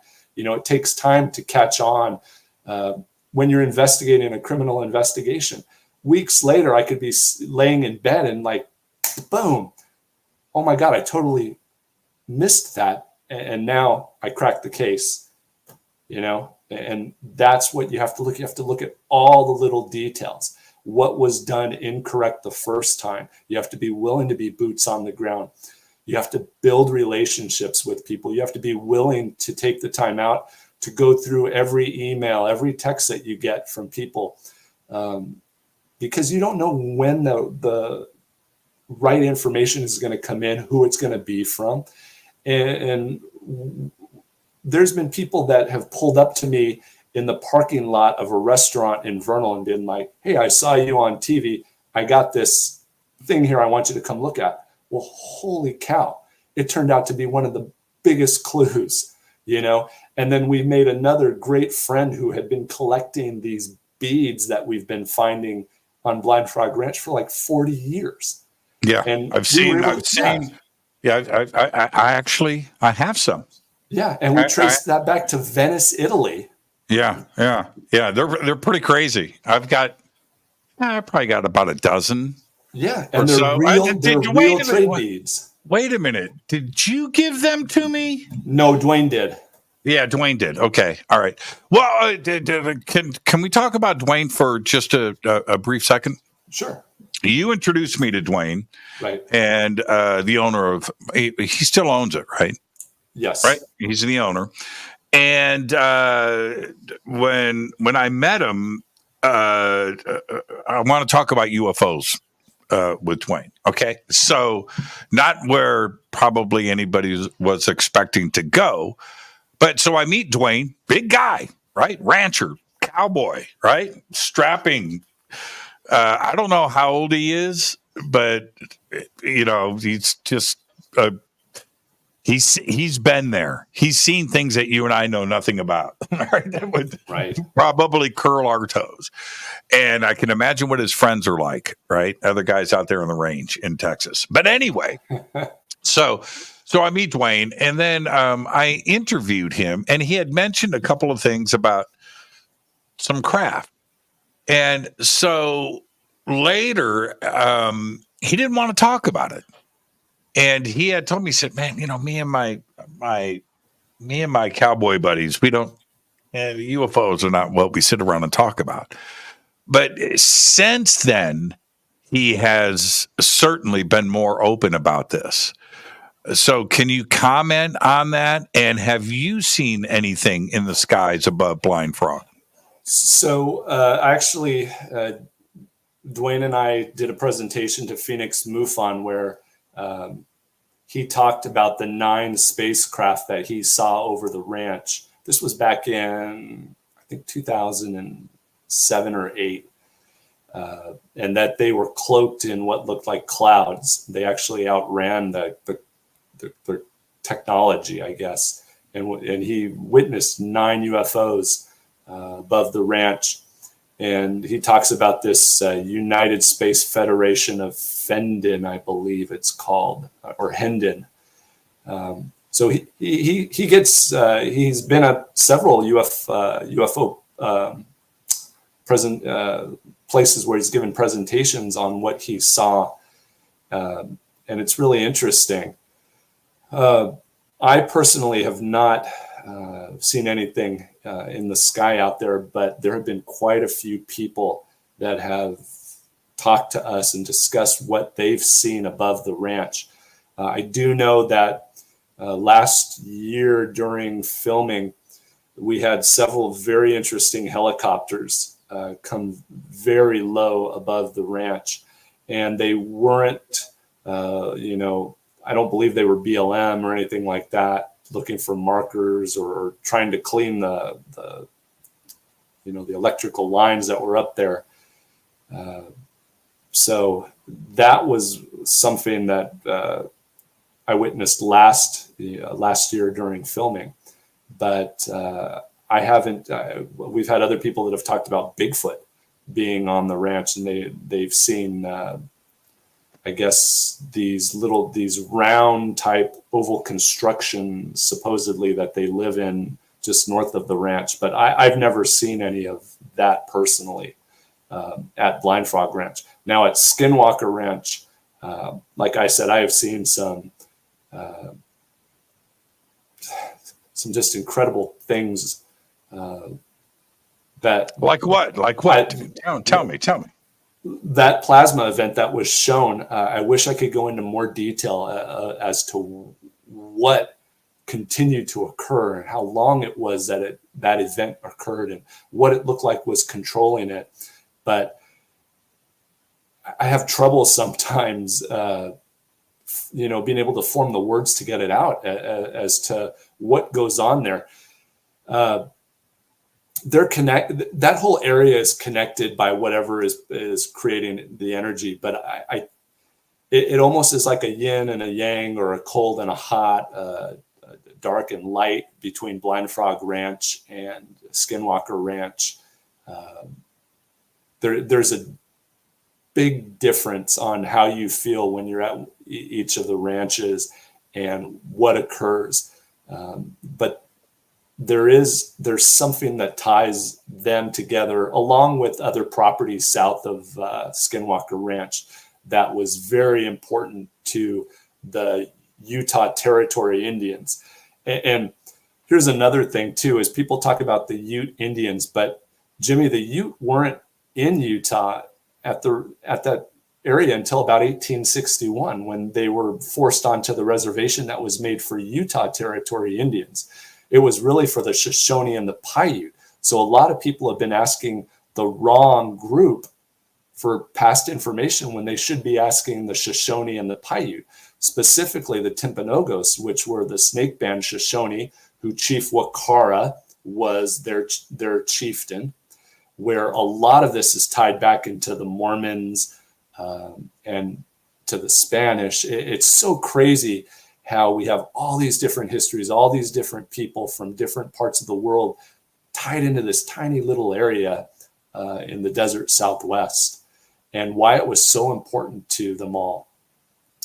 And when we talk about skinwalkers, if we're talking about the Ute having defeated the Navajo and then been cursed by the Navajo, the Yinalblushi, which are what they call the skinwalkers.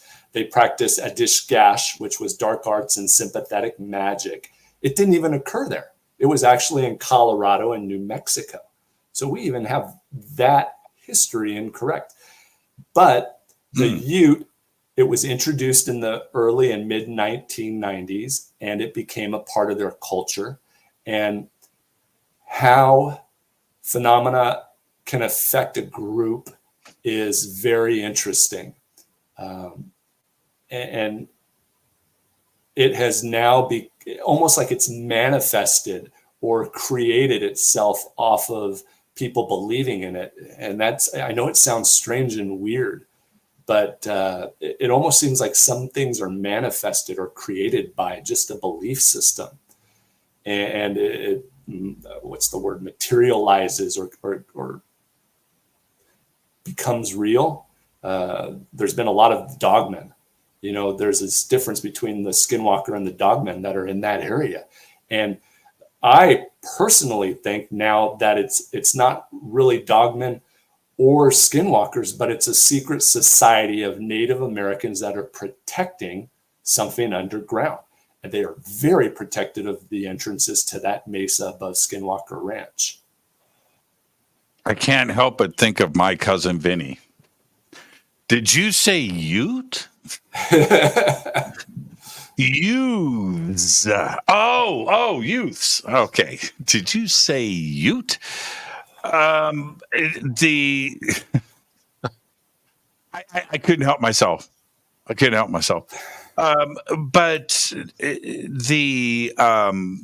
if we continue to back up, and we back up and we back up, and we start to consider something that was here before, right? That was it possible that the migration went from, across, down from Alaska down through the United States into Central America, and then turned around and reversed itself, and they went back to the origin point, like you were saying, the point of origin, which was northern Utah.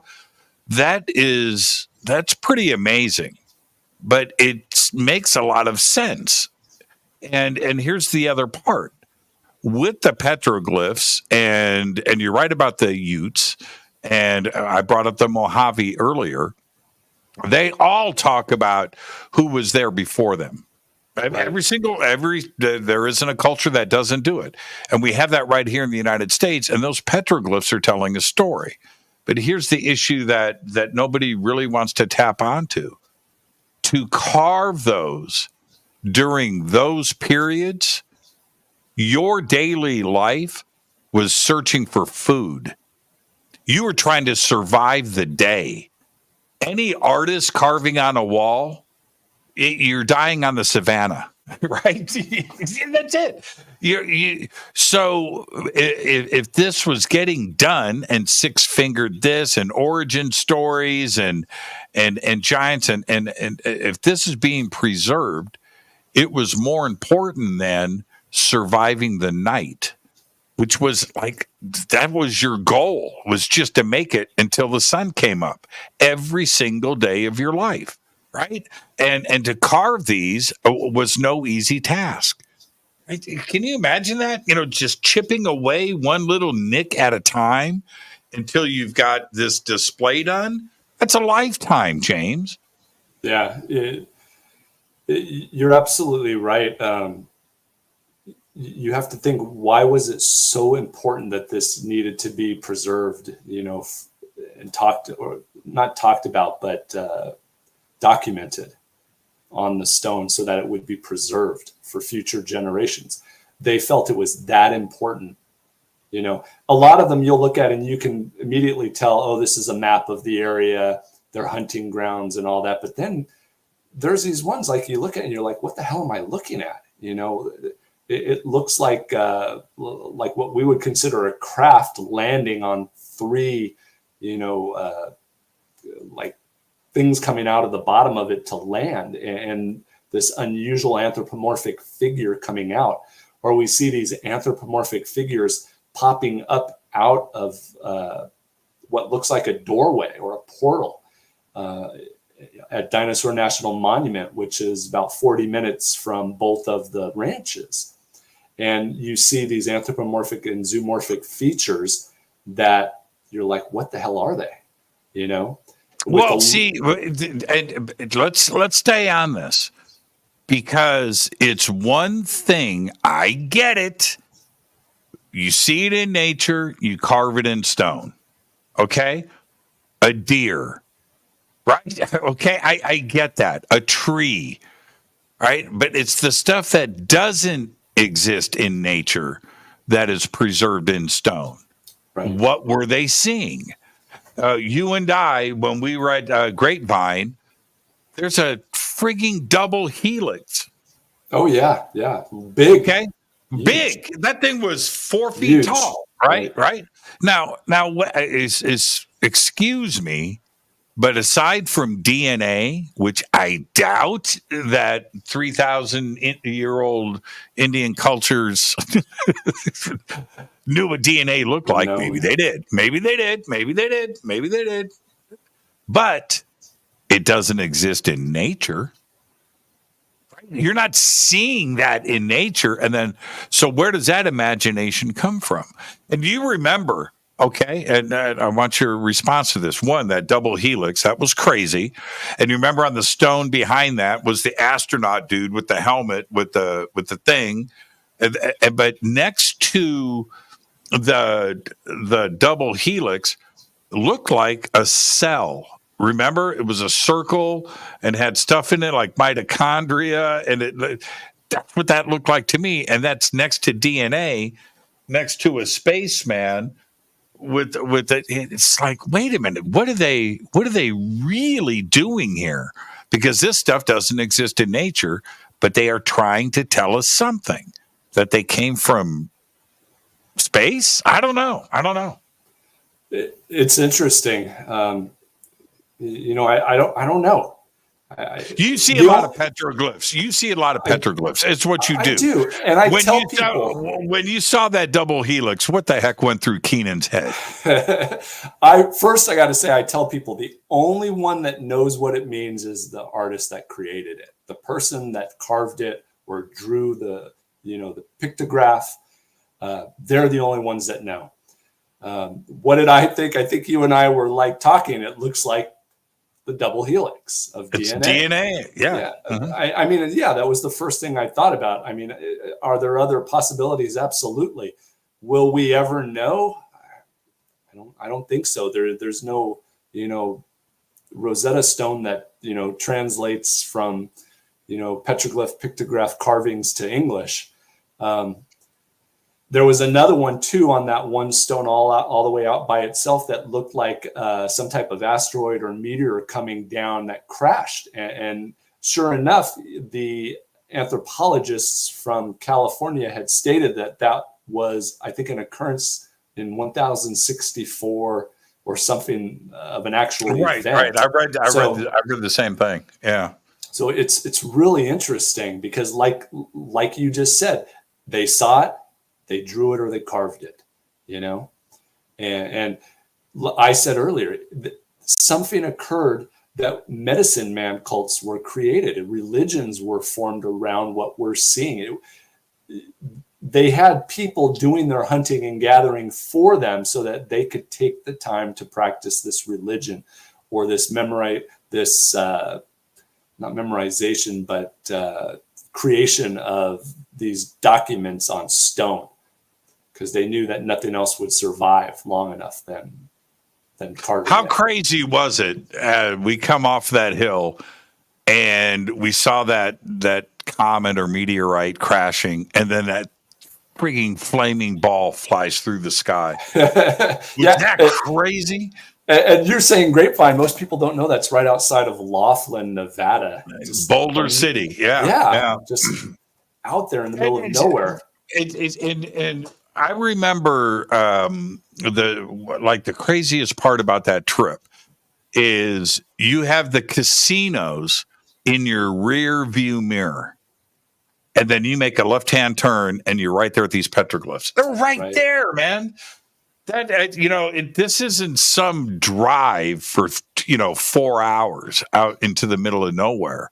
It's literally above the casinos right there in Laughlin. Well, it's you can't see the casino, but the casinos are in your rear view mirror. It's like they're right close, there. Right. It's probably maybe 5 miles.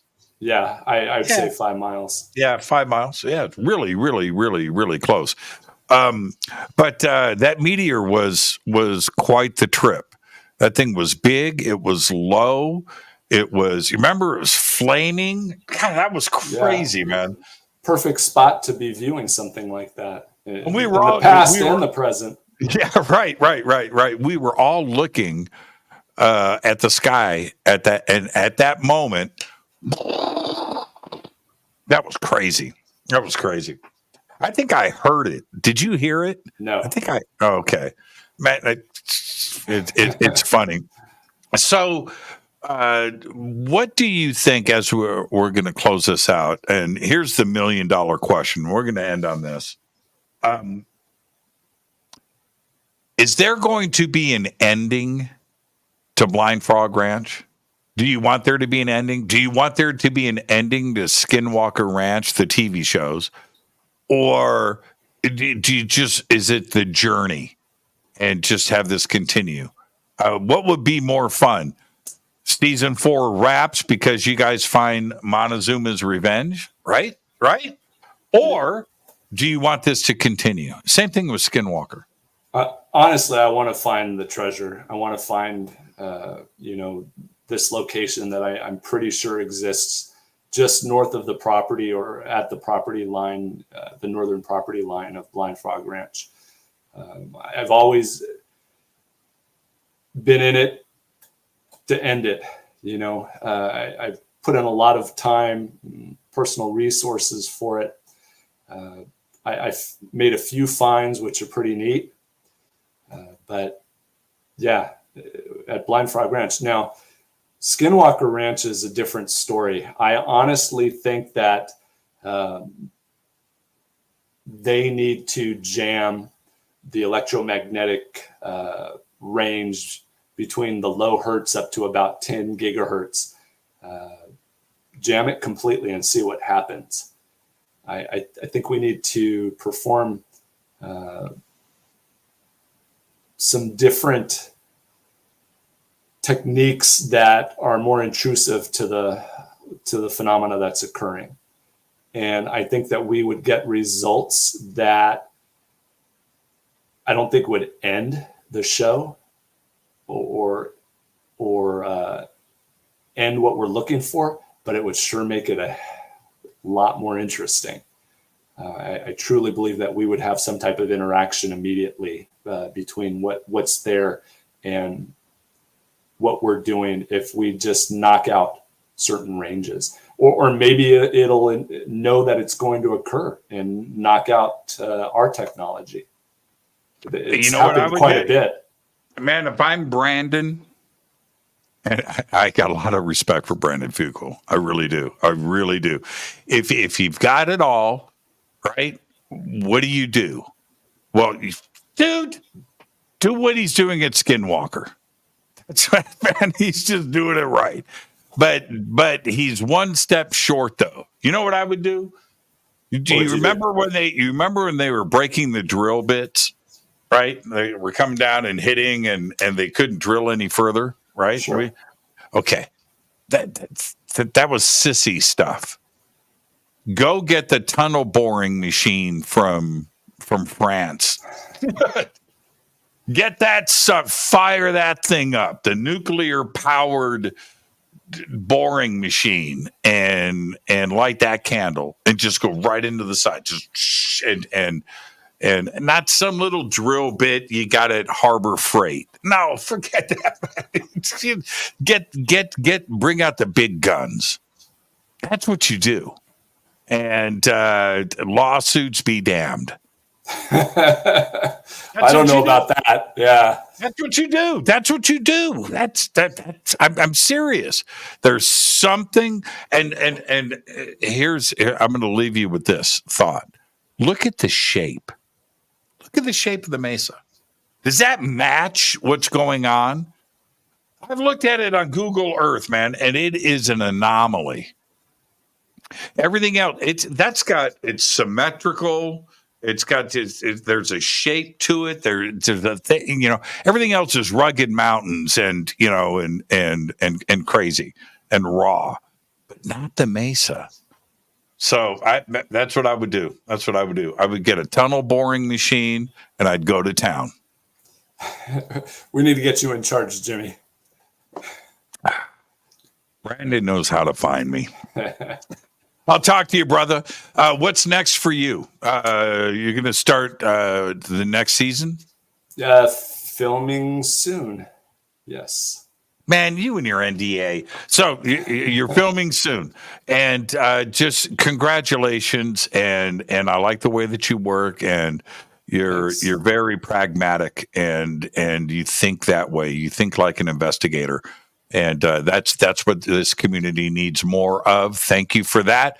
We need the crazy stuff too, but we need that. We need that straight ahead, and that's what you are. All right. Thanks, Jimmy. So, thanks for having me.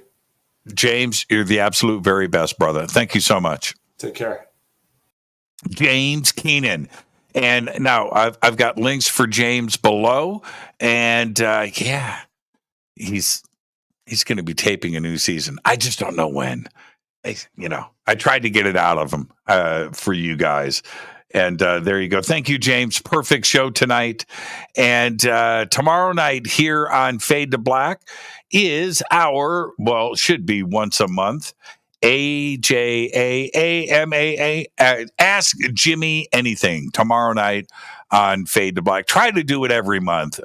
Sometimes we just don't get it done. We're just booked up. But tomorrow night, AMA. Fade to Black is produced by Hilton J. Palm, Renee Newman, and Michelle Freed. Thank you, Bill. Thank you, Jonathan. Thank you, Dennis. Thank you, Kevin. Webmaster is Drew the Geek. Music, Doug Aldrich. Intro, Spaceboy. SpaceboyMusic.com. Fade to Black is produced by KJCR for the Game Changer Network. And this broadcast is owned and copyrighted 2024 by Fade to Black and the Game Changer Network, Inc. It cannot be rebroadcast, downloaded, copied, or used anywhere in the known universe without written permission from Fade to Black and the Game Changer Network. I'm your host, Jimmy Church. Until tomorrow night with our AMA, all I've got is Gobekli Tepe.